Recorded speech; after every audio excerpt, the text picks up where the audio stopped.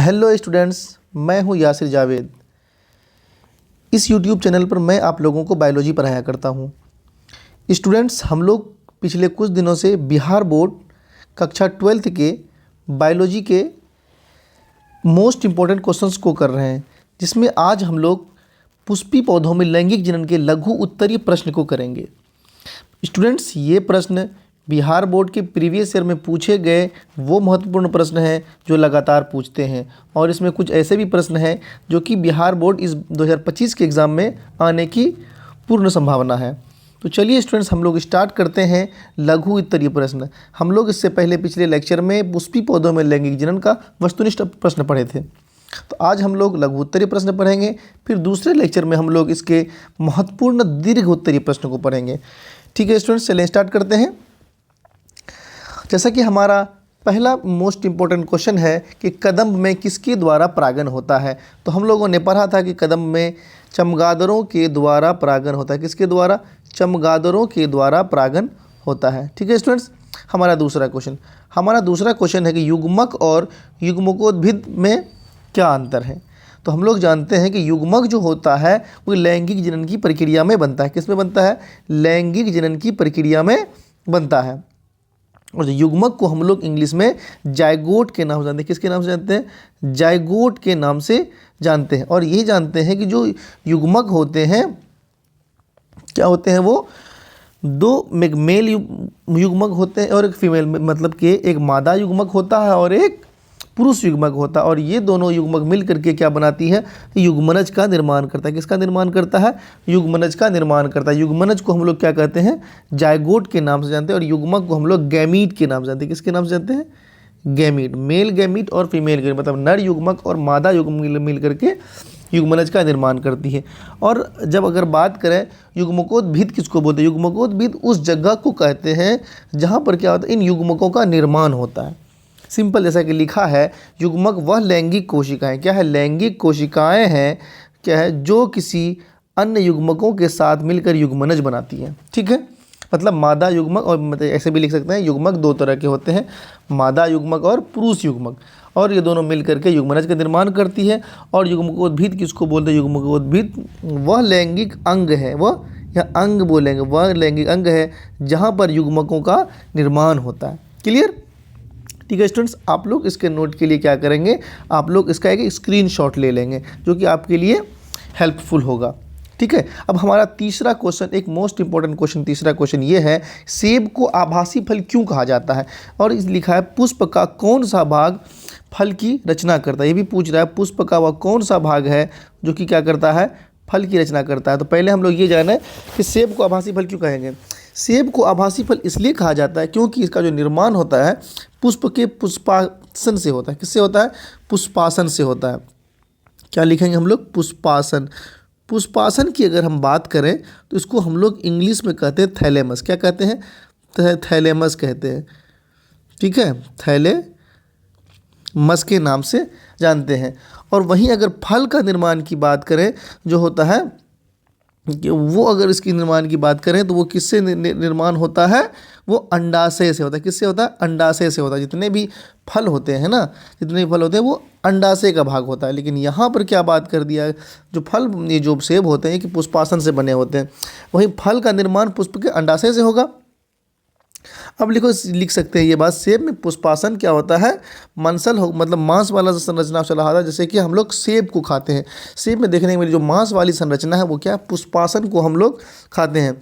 ठीक है, और इसीलिए इसको हम लोग क्या कहते हैं? फॉल्स फ्रूट या क्या कहते हैं? आभासी फल कहा जाता है।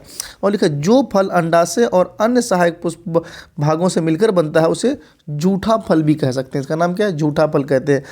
और ठीक है, और अगली बात अगर हम करें, वह जो फल अंडाशय से विकसित होता है उसको हम लोग सच्चा फल कहते हैं। क्या कहते हैं? ट्रू फ्रूट या सच्चा फल कहते हैं। जैसा कि यहाँ पर किसमें लिखा हुआ है, क्या लिखा गया है कि कुछ प्रजातियों जैसे सेब, स्ट्रॉबेरी, अखरोट आदि में फल का विकास से निषेचित अंडाशय के अलावा पुष्पासन है ना, यहाँ पुष्पासन की बात आई तो हम लोग क्या बोलेंगे, अंडाशय के अलावा पुष्पासन जो भागीदारी निभाता है, इसी कारण ऐसे फल को आभासी फल के नाम से जानते हैं। क्या जानते हैं? आभासी फल के नाम से जानते हैं। और किसके फल किसके द्वारा होता है? जो ये वाला क्वेश्चन है, पुष्प का कौन सा भाग फल की रचना करता है? अंडाशय रचना करता है। क्लियर? अब यहाँ बात क्वेश्चन पूछ रहा है कि भ्रूण कोश की घटक कोशिकाओं के नाम क्या है। तो भ्रूण कोश की घटक कोशिकाओं की अगर हम बात करें तो भ्रूण कोश किसको बोलते हैं हम लोग? ये जो संरचना बनाती है, ये जब संरचना बनती है, जब क्या होती है, जब ये इस तरह की संरचना किसकी ओव्यूल का निर्माण होता है। किसका? ओव्यूल का जब निर्माण हो जाता है, इस तरह की संरचना आपको देखने को मिलती है। क्या होता है, जब पराग कण से पराग नली होते हुए यहाँ पर जब आती है, फीमेल पार्ट आती है, तो वहाँ इस तरह का स्ट्रक्चर डेवलप कर देता है। जब ये स्ट्रक्चर डेवलप कर देता है तो यहाँ पर हम लोग बोलेंगे कि 3 को कोशिकाएँ ऊपर हमको देखने को मिलती। क्या? कितना कोशिकाएँ? 3 कोशिकाएँ ऊपर देखने को मिलती। ठीक है। और 3 कोशिकाएँ जो होती है यहाँ पर देखने को मिलती है। लेकिन यहाँ क्या बात होती है, यहाँ जो होती है इस तरह की संरचना 3 तरह की होती है। 2 यहाँ पर होता है क्या? सहायक कोशिकाएं बोलते हैं, 2 कोशिका। और यहाँ पे होता है इग सेल्स, जिसको बोलते हैं अंड कोशिका बोलते हैं। और ठीक है, यहाँ पर 2 कोशिका, यहाँ पर ध्रुवीय कोशिका जिसको हम लोग कहते हैं। ठीक है। तो ये क्या है? भ्रूण कोश जो होता है उसके घटक कोशिका, ये भ्रूण कोश का निर्माण, इसको हम लोग क्या बोलेंगे? भ्रूण कोश। ठीक है, भ्रूण कोश के नाम से जानेंगे। अब यहाँ बात आती है, हम ये बोलेंगे भ्रूण कोश में 3, इसको प्रतिमुखी कोशिका, इसको हम लोग क्या बोलेंगे? प्रतिमुखी कोशिका। प्रतिमुखी कोशिका, प्रतिमुखी कोशिका या प्रतिवैशांत कोशिका। कितना? 3 प्रतिमुखी कोशिका, ये जो ऊपर में है। और एक अंड कोशिका। और यहाँ जो एक है, यहाँ जो एक है, इसको हम लोग बोलते हैं अंड कोशिका। इसी को हम लोग बोलेंगे अंड कोशिका बोलेंगे। ठीक है, ये अंड कोशिका हो गया। और 2 सहायक कोशिका, और ये नीचे जो 2 है सहायक कोशिका, इसको हम लोग बोलते हैं। ठीक है, सहायक कोशिका बोले। ठीक है। तथा मध्य में 2 ध्रुवीय कोशिकाएं पाए जाते हैं। और मध्य में ये क्या है? 2 ध्रुवीय कोशिकाएं, इसको हम लोग बोलते हैं। ठीक है। तो हम लोग क्या पढ़े? ओवरऑल कितने सेल्स हुए? 3 यहाँ हो गए, 3 2 5 यहाँ हुए, 1 यहाँ 6 हुए, एक 7 कोशिकाएं हम लोग बोलते हैं। कितना बोलते हैं? 7 कोशिका। और यहाँ जो होती है 2 न्यूक्लियस होती है, 2 केंद्रक होती है, और 8 केंद्रक बोलेंगे। ठीक है, समझ में आ गई? भ्रूण कोश की घटक कोशिकाएं किसे बोलेंगे? क्लियर? ठीक है। अब हम लोग अगले चैप्टर पे चलते हैं, अगला क्वेश्चन देखते हैं। हमारा अगला क्वेश्चन है बीजांड क्या? हम लोग मादा स्त्री केसर के पार्ट के बारे में पढ़ते हैं। तो मादा स्त्री केसर के पार्ट में पढ़ते हैं तो क्या रहता है? वर्तिका होता है, वर्तिकाग्र होता है, और एक अंडाशय होता है। तो जो अंडाशय होता है ना, अंडाशय में ही क्या होती है? एक अंडाकार कई रचनाएं पाई जाती हैं। जैसे कि हम लोगों ने ऐसा स्ट्रक्चर पढ़ा है, इस तरह का ये स्ट्रक्चर। ठीक है। तो ये जो होती है इसको हम लोग बोलते हैं वर्तिकाग्र। ऊपर वाले को हम लोग क्या कहते हैं? वर्तिकाग्र के नाम से जानते हैं। जो वर्तिकाग्र होता है, वर्तिकाग्र के नीचे क्या होता है? वर्तिका होता है। ये वर्तिकाग्र है, वर्तिकाग्र, और ये वर्तिका। ठीक है। और ये जो होता है अंडाशय होती है। और इसी अंडाशय में क्या होती है? छोटी छोटी रचनाएं निकलने लगती, छोटी छोटी रचनाएं निकलती है ऐसे ऐसे। ठीक है। और इसी रचना को हम लोग बीजांड या ओव्यूल के नाम से जानते हैं। ठीक है। और ये इसके अंदर ऊपर में एक परत होती है, संरचना होती है, जिसके अंदर इस चीज़ की रचनाएं निकलती है, जिसको हम लोग गुरु बीजाणुधानी कहते हैं, या फिर मेगा स्पोरेंजियम कहते हैं। मतलब मेगा स्पोरेंजियम के अंदर क्या होती है? ओव्यूल निकलता है। ठीक है। तो बेसिकली क्या है? इसको हम लोग मेगा स्पोरेंजियम के नाम से भी कहने लगते हैं। क्या है ये? मेगा स्पोरेंजियम, या फिर गुरु बीजाणुधानी भी कहते हैं। अब ये क्या होता है? जब निषेचन हो जाता है, फर्टिलाइजेशन हो जाता है, मेल फीमेल वाला पार्ट मिल जाता है, मतलब जो बीजांड में अगर जैसे मिला तो उसमें जो एक निर्माण होता है उसको हम लोग बीज के नाम से जानते हैं, उसको बीज का निर्माण करता है। मतलब ये समझ लीजिए कि जो ओव्यूल होता है, ओव्यूल ही बाद में क्या किस चीज़ का निर्माण करता है? बाद में बीज का निर्माण करता है। जैसे कि लिखा है, अंडाशय के भीतर अनेक छोटी छोटी अंडाकार रचनाएं पाई जाती है, इसे बीजांड कहते हैं। क्या कहते हैं? इसे बीजांड कहते हैं। और इसे लिखा है, इसे गुरु बीजाणुधानी के नाम से भी जानते, इसे गुरु बीजाणुधानी के नाम से भी जानते हैं। निषेचन के पश्चात बीजांड बीज में विकसित हो जाता है। ठीक है, क्लियर हो गया? बीजांड किसे कहते हैं? अब बात आती है परिभ्रूणपोष किसे कहते हैं? परिभ्रूणपोष हम लोग अभी ये वाला स्ट्रक्चर पढ़े, इस स्ट्रक्चर के बारे में पढ़े। तो ये स्ट्रक्चर जो है, इस स्ट्रक्चर में को अगर हम डिटेल में पढ़ें तो हम लोग एक चीज़ ये देखते हैं, तो हम लोग ये देखेंगे ऐसा स्ट्रक्चर हमको देखने को मिलेगा। क्या स्ट्रक्चर देखने को मिलेगा? इस तरह के स्ट्रक्चर हमको देखने को, जिसको हम लोग बोलते हैं कि ओव्यूल का स्ट्रक्चर या फिर बीजांड का स्ट्रक्चर अब देखते हैं। तो बीजांड का स्ट्रक्चर इस तरह के हम लोग देखेंगे। तो हमको ये बाहर वाला एक स्ट्रक्चर जिसको हम लोग बोलते हैं चलाज़ल बोलते हैं। क्या बोलते हैं? चलाज़ल बोलते हैं। हम न्यूसीलस इंड बोलते हैं। क्या बोलते हैं? न्यूसीलस। ये कि न्यूसीलस क्या करता है? न्यूट्रिएंट या फिर एनर्जी प्रोवाइड करने का काम करता है बीजांड को या फिर एम्ब्रियोसेक को, ठीक है, बीजांडासन को।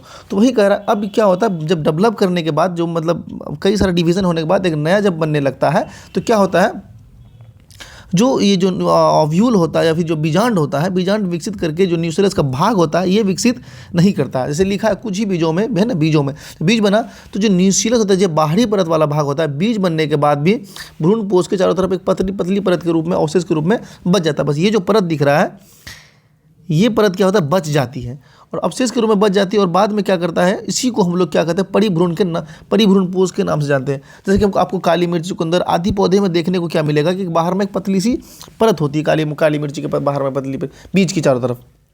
तो इसी को हम लोग परिभ्रूणपोष या फिर पेरिस्पर्म के नाम से जानते हैं, ठीक है। जो बीज होते हैं, बीज के बाहरी परत को हम लोग परिभ्रूणपोष के नाम से जानते हैं, ऐसा कह सकते हैं। जैसे कि लिखा है ना, जो बीज बनने के बाद भी भ्रूणपोष के जो पतली तरफ के रूप में बचा रहता है, परिभ्रूणपोष कहलाता है। जैसे कि इसमें, और ये जो होती है सामान्यतः क्या होता है, सूखा अवस्था में पाया जाता है, ठीक है। इसी को हम लोग क्या कहेंगे, परिभ्रूणपोष। क्लियर? नेक्स्ट क्वेश्चन जैसे हमारा क्या, असंग जनन किसे कहते हैं? असंग जनन कहने का मतलब क्या है? असंग मतलब क्या है कि जिसको हम लोग इंग्लिश में कहते हैं एपोमिक्सिस। एपोमिक्सिस उसको कहेंगे जब क्या होता है, बिना निषेचन का ही क्या बनेगा, बीज बन जाता है। जब बिना निषेचन के बीज बनेगा तो उससे हम लोग असंग जनन का, और ये क्या होता है, यह एक तरह का प्रक्रिया बोलेंगे क्या है, यह एक तरह का अलैंगिक जनन की प्रक्रिया लगने लगता है। क्या है? यह एक तरह की अलैंगिक जनन की प्रक्रिया है, ठीक है। इसे असंग जनन एस्केस्टे पुल के पादपों घासों में देखने को मिलता है हम लोगों को। और इसमें क्या होता है, जो मतलब कोशिका का विभाजन होगा ना, तो नए जीव का जो निर्माण होगा, तो इसमें कोई गैमीट जैसे फॉर्मेशन की बात नहीं होगी, युग्मक का फॉर्मेशन नहीं होगा। डायरेक्टली क्या होगा, बिना फर्टिलाइजेशन और बिना निषेचन किए ही एक नए जीव का निर्माण हो जाएगा। इसी को हम लोग असंग जनन कहते हैं। जैसे कि लिखा है, क्या लिखा है, बिना निषेचन के ही बीज बनने की प्रक्रिया को असंग जनन कहते हैं। असंग जनन बेसिकली सबसे ज़्यादा हमको देखने में किसको मिलता है, जो घास वाला जितना स्ट्रक्चर होता है, घासों के वाले पराग में देखने को हमको मिलता है। और एक जो एस्ट्रेसिया ग्रुप का प्लांट है उसमें भी देखने को हमको मिलता है, ठीक है। एक और हमारा मोस्ट इंपॉर्टेंट क्वेश्चन है, जिसको हम लोग बोलते हैं बहुभ्रूणता से क्या समझते हैं। बहुभ्रूणता कहेंगे मतलब क्या है, कई ज़्यादा भ्रूण का निर्माण हो जाना। मतलब एक बीज के अंदर, जैसे कि ये बीज बना, इस बीज के अंदर कई सारा भ्रूण का निर्माण हो जाएगा। जैसे कि हम लोग नींबू को देखते हैं, नींबू में कई सारा बीज है, उसमें कई सारा भ्रूण का निर्माण हो जाता है उससे, तो उसी को हम लोग बोलते हैं बहुभ्रूणता। एक ही बीज के अंदर एक से अधिक भ्रूणों का निर्माण करना ही क्या कहलाता है, बहुभ्रूणता के नाम से जानते हैं। जैसे कि नींबू में, कुछ आमों के पौधे में भी देखने को हमको मिलता है, ठीक है। बस एकदम छोटा छोटा क्वेश्चन है, 2 मार्क्स का क्वेश्चन है, बहुत ही हल्का क्वेश्चन है। चले हम लोग अब नेक्स्ट क्वेश्चन पे। क्या है हमारा नेक्स्ट क्वेश्चन? तो हमारा नेक्स्ट क्वेश्चन है क्या, अनिषेचन जनित फल। मतलब क्या, निषेचन नहीं हुआ है, बिना निषेचन का ही फल बनेगा। तो सिंपली समझ लें, जब कोई फल बनेगा बिना निषेचन के ही फल बन जाने की प्रक्रिया को अनिषेचन जनित फल कहेंगे। तो अब निषेचन कब होता है, जब अंडाशय से क्या बनता है, फल बनता है। हम लोग पढ़े हैं ना कि जो अंडाशय होता है, अंडाशय से ही हमारा फल बनता है, और बीज जो बनता है, ओव्यूल से हमारा बीज बनता है। तो अब है कि अंडाशय है, तो अंडाशय से जो फल बनना है तो बिना निषेचन की प्रक्रिया के ही बन जाएगा। उसे हम लोग क्या बोलेंगे, अनिषेचन जनित फल बोलेंगे, या इसको हम लोग बोलते हैं वर्जिन फ्रूट, ठीक है।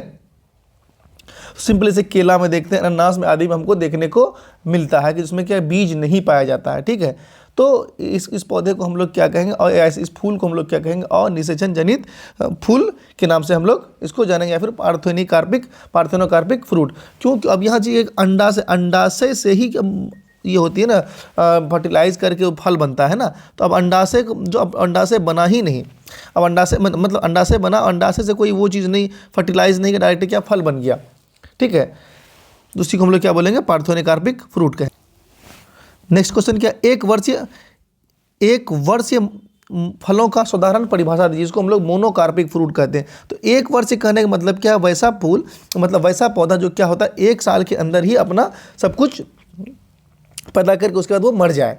मतलब एक ही, जैसे कि हम लोग गेहूँ उपजाते हैं, धान उपजाते हैं, कुछ उपजाते हैं, वो पौधा क्या होता है एक बार ही उगा और फिर क्या उसके बाद हम लोग उसको काट लेते हैं। ऐसा अगर रहता कि अगर ये पौधा और भी अगले साल तक उसी से हम लोग निकालते, फ्रूट फल देता वो हमको, तो हम लोग लगाते, दोबारा क्यों लगाते। इसलिए कहा जाता है कि ऐसे ऐसा पौधा जो क्या एक जीवन काल में एक ही बार होगा, उसी हम लोग एक वर्ष फल कहेंगे, या फिर उसको हम लोग मोनोकार्पिक फ्रूट कहेंगे। जैसे क्या लिखा हुआ है, चावल, गेहूँ, गाजर और मूली इत्यादि। जैसे कि इसमें लिखा हुआ ऐसा फल जिसका निर्माण पादप के जीवन काल में एक ही बार होता है, इसे एक वर्षीय फल कहलाता है। ठीक, एक वर्षीय फल कहलाता है, या फिर मोनोकार्पिक फल कहेंगे। ठीक है, फल बनने के बाद इसकी मृत्यु हो जाती है, जैसे चावल, गेहूँ, गाजर, मूली इत्यादि। क्लियर। अब अगला क्वेश्चन, अगला हमारा क्वेश्चन क्या है, भ्रूणपोष से क्या समझते हैं। तो सिंपली भ्रूणपोष क्या है, भ्रूणपोष से हम लोग पढ़ेंगे ओव्यूल बना, बीजांड बना, बीजांड बनने के बाद क्या हुआ, भ्रूण बनने की प्रक्रिया हुई। तो ये जैसे बीजांड बना है ना, बीजांड बना, बीजांड के बाद क्या इसको भ्रूण बनता है, मतलब त्रिसंलयन के पश्चात जो इसमें फर्टिलाइजेशन हो गया, मतलब निषेचन हो गया। निषेचन बनने के बाद क्या है, ट्रिपल फ्यूजन हम लोग पढ़ते हैं ना, ट्रिपल फ्यूजन, एक बार यहाँ ये दो न्यूक्लियस के साथ यहाँ फ्यूज करता है, और एक यहाँ के अंदर कोशिका, यहाँ के अंदर कोशिका के साथ फ्यूज करते हैं, यहाँ फिर अंड कोशिका के साथ फ्यूज करते हैं। 3 कोशिकाएं होती है, 2 सहायक कोशिकाएं होती हैं यहाँ पर, तो इसके साथ भी फ्यूज करता है, इसके साथ भी फ्यूज करता है, 3N बन गया, 3N स्ट्रक्चर बन गया। तो इसी को हम लोग मतलब विभाजन के स्वरूप लगातार कई बार फिर इसमें विभाजन होता है, जिसके बाद क्या होता है, भ्रूण कोष का निर्माण करता है। किसका निर्माण करता है, भ्रूण कोष का निर्माण करता है, इसको हम लोग बोलते हैं इंडोस्पर्म। ठीक है, अब ये क्या है, अब यहाँ बात आती है, इसके कई सारा फर्टिलाइजेशन डिवीजन होने के बाद, समसूत्री विभाजन होने के बाद क्या होगा, भ्रूण में पोषण प्रदान करने वाला क्या बने, भ्रूण का निर्माण होगा, और जो भ्रूण पोष होगा वो क्या करेगा, उसको पोषण प्रदान करेगा। भ्रूण को पोषण प्रदान करेगा, और ये स्ट्रक्चर बनने के बाद क्या होगा, भ्रूण का निर्माण होगा। और भ्रूण के निर्माण को क्या करेगा, ये जो भ्रूण पोष होते हैं, ये क्या करेगा, उसको पोषण प्रदान करेगा, इसलिए इसे हम लोग भ्रूण पोष के नाम से जानते हैं। ठीक है, क्लियर। चले हम लोग नेक्स्ट क्वेश्चन की तरफ। हमारा नेक्स्ट क्वेश्चन है क्या, सजात पुष्पी परागन किसे कहते हैं। सजात पुष्पी परागन एकदम सिंपल क्वेश्चन है। क्या है कि जब कोई क्या है कि एक पौधा है, एक पौधा में 2 फूल लगे हुए हैं, क्या है, जिसे लिखा है कि एक पुष्प के परागकण उसी पौधे के दूसरे पुष्प के, मतलब एक फूल यहाँ है और एक फूल और यहाँ पर है, उसी पौधा सेम पौधा है, लेकिन उसमें क्या है 2 फूल है, और उस एक का वर्तिकाग्र और एक का परागकण इस पे आकर के गिर गया। एक ही पौधा है, इस पे 2 फूल है, तो कह रहा है जब एक पुष्प के परागण उसी पुष्प के दूसरे वर्तिकाग्र तक पहुँचते हैं, इसे सजात पुष्पी परागण कहते हैं। और अगर आनुवांशिक रूप से इसको अगर देखें तो क्या हुआ, एक ही हुआ ना, इसलिए इसको हम लोग क्या बोलते हैं, स्वपरागण के रूप से भी हम लोग कह सकते हैं कि स्वयुग्मन की प्रक्रिया एक ही पौधे में आकर के हुई, क्योंकि परागकण का जो होता है एक ही पौधे से उत्पन्न होती है। किसके पौधे से, एक ही पौधे से उत्पन्न हो रहे, जो परागकण हो रहे हैं एक ही पौधे से उत्पन्न हो रहे हैं, लेकिन क्या फूल अलग अलग है। इसी परागण की प्रक्रिया को हम लोग सजात पुष्पी परागण के नाम से जानते हैं। क्लियर।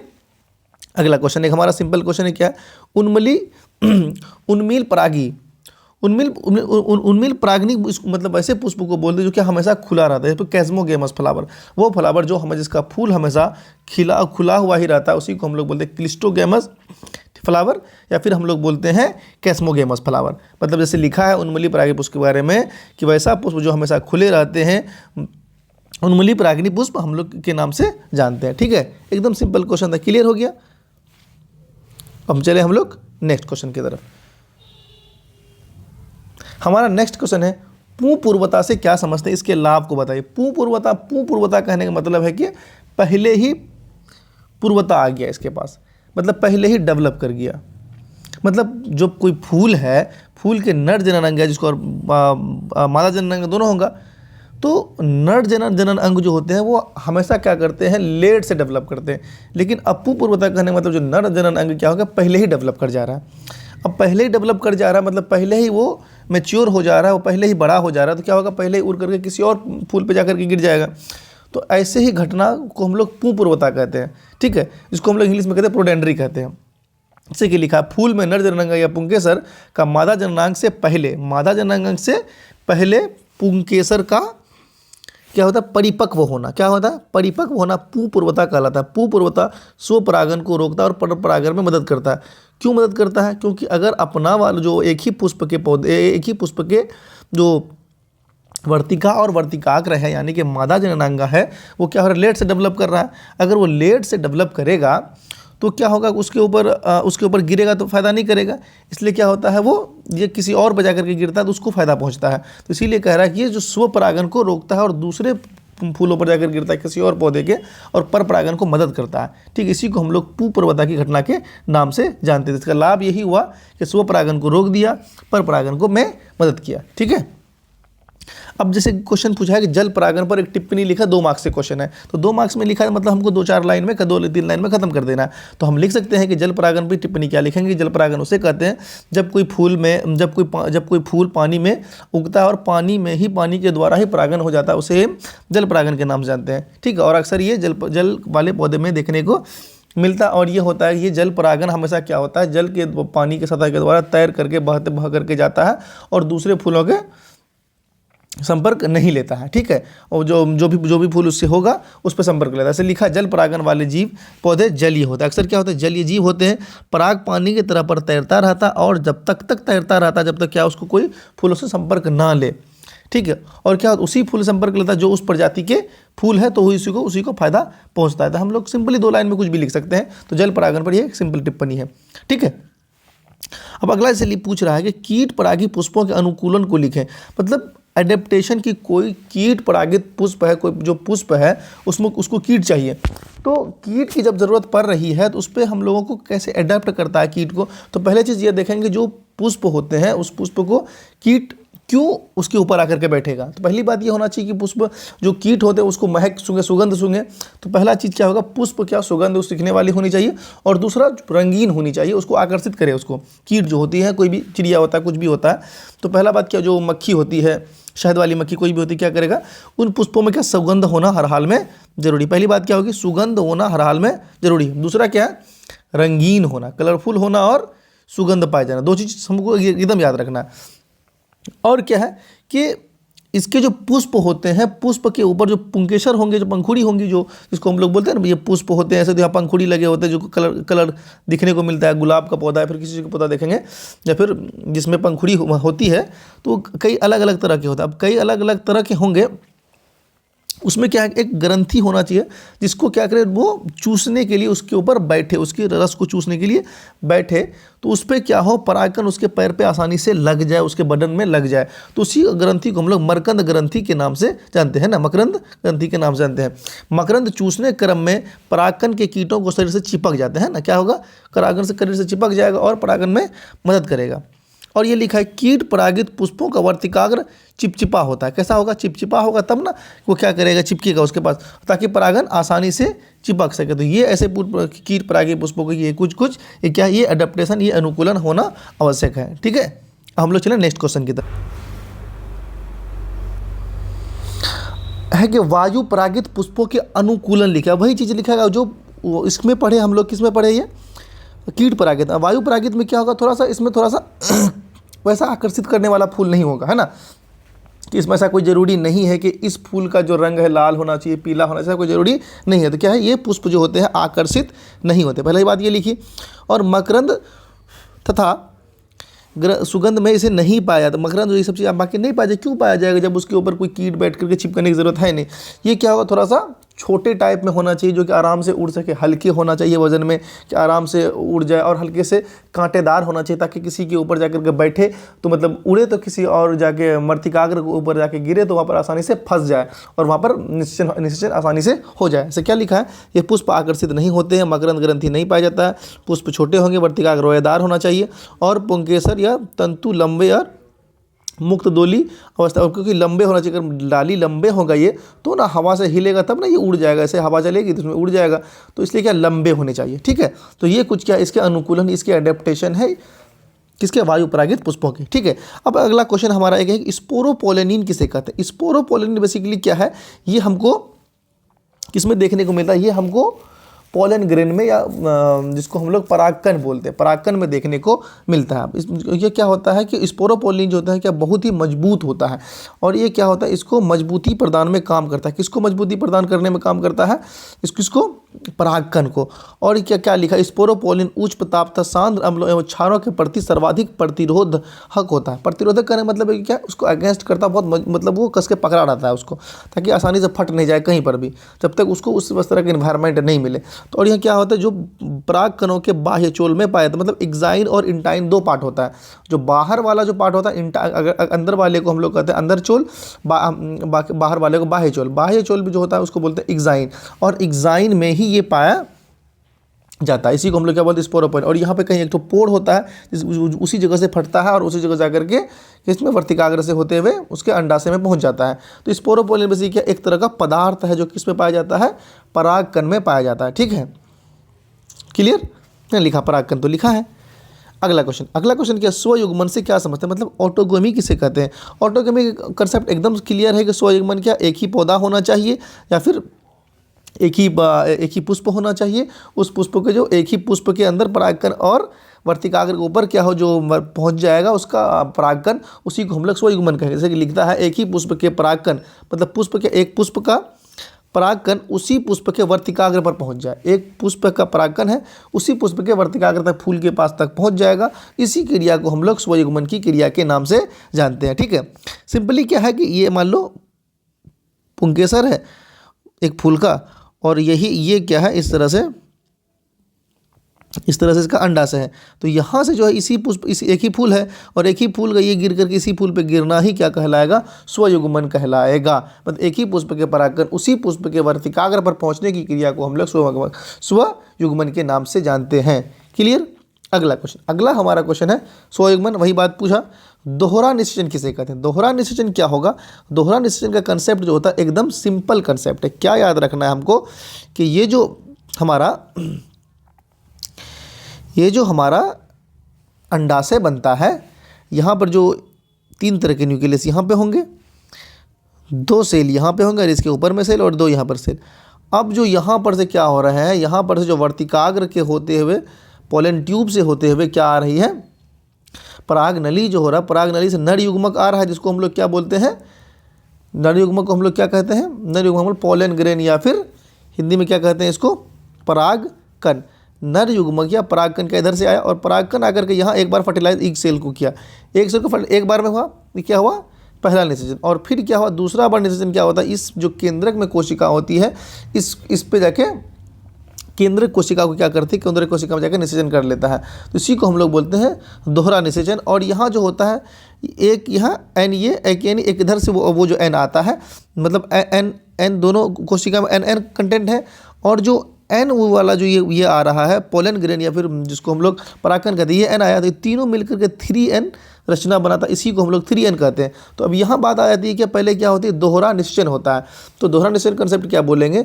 भ्रूण कोश की कोशिकाओं को 2 बार निषेचन, यहाँ का जो भ्रूण कोश है इसकी कोशिकाओं को एक यहाँ 2 बार निषेचन होना ही दोहरा निषेचन कहलाता है। पहला निषेचन संयुग्मन कहलाता है, जबकि दूसरा युग्मन त्रिसंलयन कहलाता है। ठीक है, तो यही त्रिसंलयन का अगला क्वेश्चन पूछ लिया कि त्रिसंलयन किसे कहते हैं? तो क्या होता है? दोहरा निषेचन के पश्चात होने वाली प्रक्रिया जो होती है, जब क्या होती है कि संयुग्मन के पश्चात जो पराग नली में मौजूद दूसरा नर युग्मक जो होता है, दूसरा नरयुग्मक क्या होता है? भ्रूण कोश के केंद्र कोशिकाओं में संलित हो जाता है। जो भ्रूण कोश का ये केंद्र कोशिका, इसमें जो संरचना, इसमें जो निषेचन किया, तो उसी को हम लोग क्या बोलेंगे? 3n स्ट्रक्चर, जिसके फलस्वरूप क्या होगा? PEN प्राइमरी इंडोस्पर्म न्यूक्लियस या प्राथमिक भ्रूण कोश का निर्माण हो जाएगा। किसका? PEN का निर्माण हो जाएगा। ठीक है, इसी को हम लोग क्या बोलेंगे? त्रिसंलयन की संरचना के नाम से जानेंगे। अब यहाँ लिखा है क्या? चूंकि केंद्रक कोशिकाओं में दोनों केंद्रक का नर युग्मक के केंद्रक संलयन होता है, जिसके फलस्वरूप ट्राइपोलाइट बन जाता है, उसे केंद्रक का निर्माण, इसलिए इस घटना को त्रिसंलयन के नाम से जानते हैं। आप लोग एकदम इसको अच्छे से याद करके लिख सकते हैं, एकदम क्लियर लिखा हुआ। ठीक है, अब हम लोग अगला क्वेश्चन क्या है? भ्रूणोद्भव से क्या समझते हैं? एम्ब्रियोजेनेसिस किसे कहते हैं? क्या समझते हैं? मतलब सिंपल से लिखा हुआ, युग्मनज से भ्रूण निर्माण की क्रिया को भ्रूणोद्भव कहते हैं। जो युग्मनज बना, युग्मक जो n और n+n बन के 2n बना, और यहाँ से जो क्या होगा 2 एंड्स जो बना ये क्या हो युग्मक बना, क्या बना, सॉरी युग्मनज बना, मतलब जायगोट बना। जायगोट हम लोग जानते हैं, जायगोट बनने के बाद जब क्या होगा भ्रूण का निर्माण जो होगा उसी को, इस प्रक्रिया को हम लोग भ्रूणोद्भव के नाम से जानते हैं। इस दौरान युग्मनज में कोशिका विभाजन तक कोशिका विभेदीकरण होता है। अब यहाँ क्या होगा, कई बार कोशिका डिवाइड करेगा तब भ्रूण कोशिका बनाएगा, भ्रूणपोष बनाएगा, फिर भ्रूणपोष बनने के बाद क्या होगा, भ्रूण का निर्माण करेगा। ठीक है, इसी प्रक्रिया को हम लोग के भ्रूणोद्भव प्रक्रिया कहते हैं, फिर एम्ब्रियोजेनेसिस के नाम से जानते हैं। ठीक है, एकदम सिंपल क्वेश्चन। अगला क्वेश्चन क्या है, गुरु बीजाणु जनन किसे कहते हैं। गुरु बीजाणु का भी एकदम परिभाषा सिंपल है कि क्या है, गुरु बीजाणु के बारे में लिखता है कि गुरु बीजाणु मातृ कोशिका, मतलब जो मदर सेल होता है, एक कोशिका मदर सेल कोशिका, उसमें अर्धसूत्री विभाजन होगा। क्या होगा, अर्धसूत्री विभाजन होगा। इस प्रक्रिया को हम लोग क्या बोलते हैं, गुरु बीजाणु जनन कहते हैं। और इस प्रक्रिया में 4 गुरु बीजाणु का निर्माण होगा। कितना गुरु बीजाणु का, 4 गुरु बीजाणु का निर्माण होगा, और 3 को क्या होगा, खत्म हो जाएगा, 1 बचेगा। इसी को हम लोग बोलते हैं रैखिक चतुष्टयियार के रूप में होता है, जिसमें क्या 3 नष्ट हो जाते हैं और इसमें 1 सक्रिय होते हैं, और यही बाद में बीजाणु का निर्माण करते हैं। किसका निर्माण करते हैं, बीजाणु का निर्माण करते हैं। इस प्रक्रिया को हम लोग गुरु बीजाणु के जनन के नाम से जानते हैं। और जब भी गुरु बीजाणु जनन के बारे में लिखेंगे तो आप ये जरूर लिखेंगे, इसमें क्या होती है, 4 गुरु बीजाणु कोशिका का निर्माण होती है, जिसमें 1 कोशिका नष्ट हो जाती है, 3 कोशिका नष्ट हो जाती है, 1 कोशिका बचता है, जो क्या होता है, यही बाद में डेवलप करके क्या किसका निर्माण करता है, बीजाणु का निर्माण करता है। ठीक है, इसी प्रक्रिया को हम लोग गुरु बीजाणु जनन के नाम से जानते हैं। जैसे हमारा अगला क्वेश्चन क्या है, वायु परागन क्या है, मतलब वायु के द्वारा होने वाले परागन को वायु परागन कहते हैं। वायु परागित पुष्पों के गुणों का साधारण वर्णन करें। जैसा कि पिछले क्वेश्चन में लिखा हुआ सेम वही क्वेश्चन है, ये बिहार बोर्ड इसमें ही पूछा है। क्या वायु के माध्यम से होने वाले परागन को क्या कहते हैं, वायु परागन के नाम से जानते हैं। क्लियर है। यह वायु परागन पुष्पों के गुण अनुकूल होते हैं, मतलब अनुकूल गुण होते हैं, मतलब बहुत ज़्यादा नहीं होते, मतलब एडेप्ट किए रहते हैं कुछ गुणों को। ठीक है, ये पुष्प आकर्षित नहीं होते, हम लोग अभी पढ़े। मकरंद ग्रंथि आदि नहीं होता, पुष्पराय छोटे होते, बाद हम लोग पढ़े। रेदार होते, पुंकेसर के तंतु लंबे होते, ये सभी चीज़ें हम लोगों ने पढ़ा। ठीक है, मतलब जो भी क्वेश्चन है ये बिहार बोर्ड ने जो दिया था पिछले एग्जाम्स में पूछा था, उसी से रिलेटेड क्वेश्चन से आप लोग मेहनत करेंगे तो आप लोग अच्छे मार्क्स स्कोर कर सकते हैं। ठीक है, अब यहाँ अगला क्वेश्चन पूछ रहा है बिहार बोर्ड कि स्वपरागन के लिए पुष्पों में पाए जाने वाले अनुकूलन। अब मतलब ये क्वेश्चन का कहने का मतलब जो स्वपरागन होती है पुष्प में, उसके लिए क्या क्या चीज़ें अपनाता है, क्या क्या एडेप्टेशन होता है, क्या क्या चीज़ें चाहिए उसको। तो पहला चीज़ क्या, उभयलिंगी। उभयलिंगी कहने का मतलब क्या है, जो पौधा है उसी में क्या होना चाहिए, मेल और फीमेल दोनों होना चाहिए। पौधा है, एक प्लांट है, प्लांट में जो फूल है, फूल अगर होगा तो जो फूल, उसी फूल में जिसमें क्या होंगे, जिसमें मेल पार्ट भी है और फीमेल पार्ट भी है, तो मेल और फीमेल दोनों पार्ट होना चाहिए। ठीक है, ये चीज़ उभयलिंगी होना चाहिए। समकाल पक्वता, होमोगेमी, मतलब दोनों एक ही वक्त में परिपक्व होना चाहिए, दोनों एक ही टाइम पे मैच्योर होना चाहिए, परिपक्व होना चाहिए। तब ये एक टाइम पे दोनों मैच्योर होगा, तब ना इसका परागकण गिर के यहाँ उड़ करके यहाँ आएगा, इसके पास आएगा, तो दोनों। और क्लिस्टोगेमी अनुन्मीलिता कहने का मतलब क्या है, या फिर एक घटना और हो सकती है जिसमें कि ये जो फूल होते हैं, फूल एक आपस में एक दूसरे को ऐसे कली के रूप में ढका हुआ रहे, कली के रूप में ढका हुआ रहेगा, तो ये दोनों जब भी परिपक्व होगा, दोनों साथ परिपक्व, लेट्स सी परिपक्व होगा, तो क्या होगा, इसके जो एंथर होंगे, पुंकेसर के जो परागकण होंगे, वर्तिकाग्र पराग कभी अब ढका हुआ रहेगा तो आपस में निषेचन हो जाएगा, और ये जब खुलेगा तब ना इस पे किसी और का परागकण आके गिरेगा। तो इसीलिए कहता है ये 3 चीज़ें होना या फिर ये 3 घटना होना आवश्यक है। क्या, उभयलिंगता, समकाल पक्वता या अनुन्मील्यता। Is that clear. एकदम सिंपल क्वेश्चन था हम लोगों का। अगला क्वेश्चन पूछ रहा है कि परागकण के लिए पुष्पों में पाए जाने वाले अनुकूलनों को लिखें। जो परागकण होती है उसमें पुष्प में पाया जाता है, उसके लिए क्या क्या अडॉप्ट करते हैं। मतलब सेम वही बात के समय बदलता, मतलब परागकण है तो परागकण को जो पुष्प में क्या है कि पर परागन की बात कर रहा, परागकण जो है पर परागन होना है। पर परागन में क्या होगा, ये चीज़ें क्या होंगी जो हम लोग अभी पढ़ रहे हैं वो चीज़ें नहीं होंगी। इसमें क्या होना है, इसमें होना क्या, इसके उल्टा जस्ट कर लेंगे हम लोग, क्या होंगे, स्वयंबद्धता। मतलब ये क्या है कि अपने आप वो एडॉप्ट करके अपने आप ये उड़ करके या फिर अपने आप किसी तरह गिर के चला जाए। ठीक है, दूसरे पौधे पर चले जाए, खुद से चला जाए।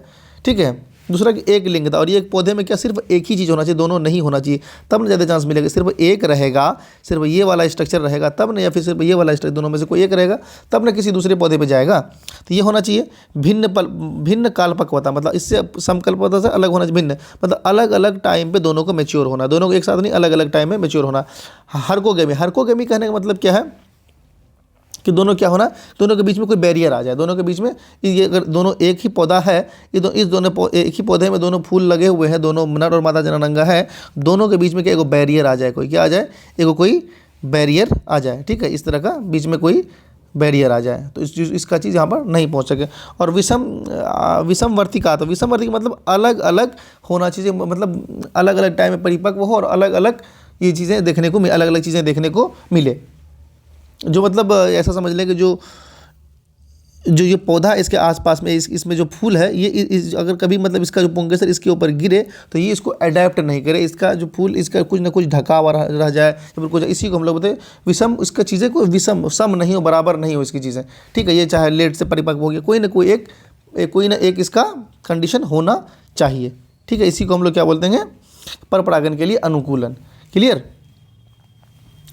अब चले हम लोग नेक्स्ट क्वेश्चन की तरफ। नेक्स्ट क्वेश्चन क्या है, पर परागण के लाभ और हानियों को लिखें। तो पर परागण के लाभ के बारे में अगर हम बोलें तो पर परागण में क्या होती है, जो उत्पत्ति होती है सब पौधे की, वो क्या होता है, अधिक स्वस्थ देखने को मिलता है। जो पर परागण में होता है, जो पौधे होते हैं वो अधिक स्वस्थ होते हैं, क्योंकि पर परागण में दो अलग अलग अनुवांशिक गुणों का संगम होता है। ये बात भी सही है, जब भी दो अलग अलग अनुवांशिक गुण होंगे तो जो क्या होंगे, वो चीज़ें ज़्यादा स्वस्थ होते हैं। ये फिर बच्चों में भी देखने को मिलता है, मेल फीमेल में, मतलब ह्यूमन में भी देखने को मिलता है, ठीक है।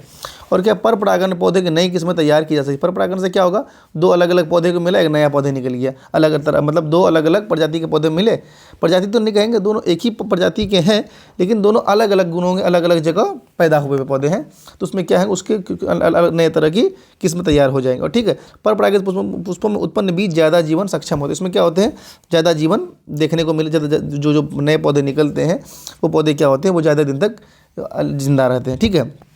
इसकी हानि क्या है, इसकी हानि क्या कहेंगे, पर परागण, इसमें क्या होते हैं, परागकण की बर्बादी बहुत होती है। पता चला उड़ के गया, वो जाके पहुंचा ही नहीं वहाँ तक, बर्बाद हो गया, ज़मीन में रेंगते रह गया, घूमते फिरते रह गया, ठीक है। क्योंकि सुनिश्चित करने के लिए बहुत माध्यमों की ज़रूरत होता है। अब है कि मान लीजिए फूल, मधुमक्खी ही अगर उसको रस को चूस लिया तो वो जाकर के अपना छत्ता में बैठ गया, और जो दूसरे फूल पर नहीं बैठा, एक ही बार लिया, तो इससे क्या होगा कि उसमें पर परागण में थोड़ी सी हानियाँ देखने को मिलता है।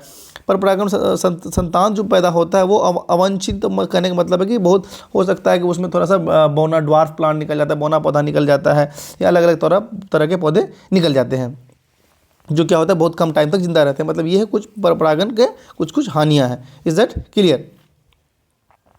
अब यहाँ पर जैसे अगला क्वेश्चन एक पूछा, पर परागण और स्त्री केसर के संघर्ष को क्या समझते हैं। इन दोनों संघर्ष होता है, इन दोनों के बीच में परागण का पहचान करना होता है, उसका अंकुरन निकलवाना होता है, और उसका परागण बीजांड का प्रवेश भी कराना होता है। उसके बाद फिर प्रवेश करने के बाद फिर उसको डेवलप कराना होता है, उसको उतना न्यूट्रिएंट प्रोवाइड कराना होता है।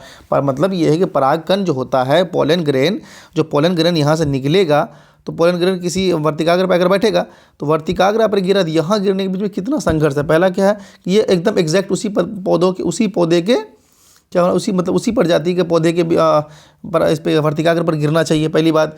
फिर ये जर्मिनेट करने के लिए इसको उस तरह का कंडीशन चाहिए, उतना इस तरह का इन्वायरमेंट चाहिए, उस तरह का टेम्परेचर चाहिए, उस तरह के पानी चाहिए, ठीक है। और उसमें बीजांड में प्रवेश हर हाल में करना चाहिए। जब तक बीजांड में प्रवेश नहीं करेगा तो भ्रूण तैयार नहीं होगा। अगर जब भ्रूण तैयार हो गया तो वहाँ पर क्या होना चाहिए, उसको उतना उस तरह का न्यूट्रिशन प्रोवाइड होना चाहिए। तो ये तो कुछ संघर्ष हैं जो आपको 1-2 मार्क्स के क्वेश्चन में लिखना पड़ता है, तो आप लोग आराम से लिख सकते हैं, ठीक है।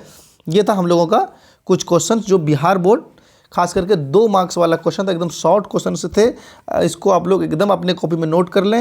अगर अच्छे मार्क्स चाहते हैं तो हमारे यूट्यूब चैनल को लाइक करें, शेयर करें और सब्सक्राइब करें। हमारे वीडियो देखने के लिए धन्यवाद।